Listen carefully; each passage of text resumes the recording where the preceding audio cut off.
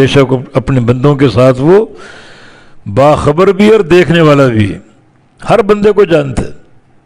کچھ بندوں کو معیشت کی تنگی لاحق ہے، اس حال میں اللہ نے ان کو خوش کر دیا، اگر ان کو کشادگی مل جائے وہ سرکش ہو سکتے ہیں، اور کچھ بندوں کو رزق کی فراوانی حاصل ہے،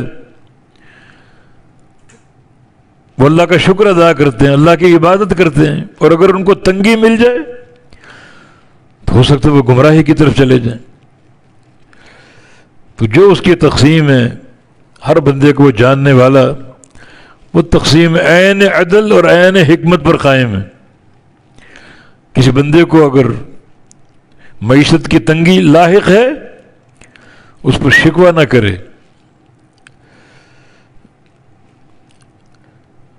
اس حالت پر صبر کرے، وہ صبر اس کے لیے جنت کے داخلے کا باعث ہوگا۔ اور کسی بندے کو اگر مال اور دولت کی فراوانی حاصل ہے تو وہ سرکشی اختیار نہ کرے،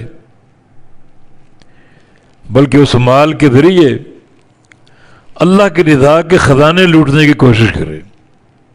جتنا مال ہو اللہ کی راہ میں خرچ کرنے کا شوق ہو، اتنا اللہ کی رضا کا باعث ہوگا۔ عثمان غنی رضی اللہ عنہ، اللہ نے مال دیا، خوب مال دیا اور خوب خرچ کرتے تھے۔ انہیں جو نبی علیہ السلام نے جنت کی بشارتیں دیں مختلف مواقع پر، ان کو اگر جمع کیا جائے تو 7 دفعہ ان کو جنت کی بشارت ملی، بلکہ ایک بار نبی علیہ السلام نے فرمایا ما ضر عثمان ما عمل بعد اليوم۔ جب جیش اسرا کو انہوں نے تیار کیا، خزانے لٹا دیے، فرمایا کہ عثمان آج کے بعد جو چاہے عمل کر لے اس کو نقصان نہیں ہوگا۔